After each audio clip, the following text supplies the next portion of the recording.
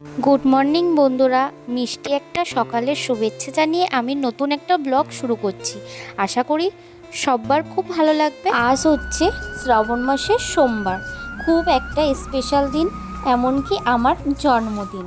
তো সকাল সকাল ঘুম থেকে উঠেই ফ্রেশ হয়ে দেখো ঘরে পুজো দিয়ে নিচ্ছি। তারপরে যাব আমাদের বাড়ির পাশে একটা শিব মন্দিরে।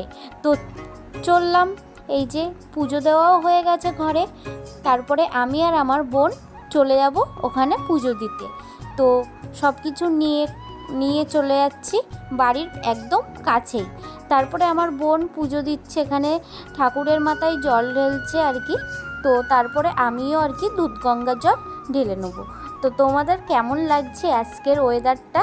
আজকে কিন্তু খুবই নিম্নচাপ, মানে সারাদিন ধরে বৃষ্টি হচ্ছে, কালকে থেকে একটুও বৃষ্টি কমছে না।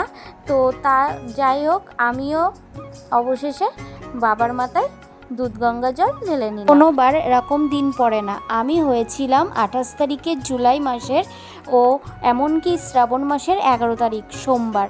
তো এবার এই বছর মিলে গেল সবটাই ভগবানের ইচ্ছা। শ্রাবণ মাসের দ্বিতীয় সোমবার। আমাদের পুজো কমপ্লিট, এবার বাড়ি চলে যাবো। টাটা।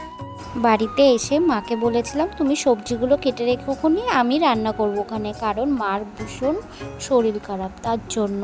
তো এদিকে দেখো পেঁপের তরকারি আর লুচি আমি খাবো, আর আজকে কোনো আয়োজন করব না, নিরামিষই আর কি বাড়িতে রান্না হবে। আর ডাল, পটল ভাজা আর ভাত হচ্ছে আমার মা বাবা দাদার জন্য, আর লুচি আমার জন্য। লুচি তরকারি খাবো, তো আজকে ভাত খাবো না, যেহেতু সোমবার করেছি তার জন্য আর কি। যে এখানে লুচি ভেজে নিচ্ছি, আর লুচি আর তরকারি হয়ে গেছে, এবার আমি খেয়ে নেবো। তো আজকের ভিডিওটা এই পর্যন্তই রাখছি। ভালো লাগলে অবশ্যই একটা লাইক, কমেন্ট, সাবস্ক্রাইব করতে ভুলো না বন্ধুরা। টাটা, বাই বাই, সবাই ভালো থেকো।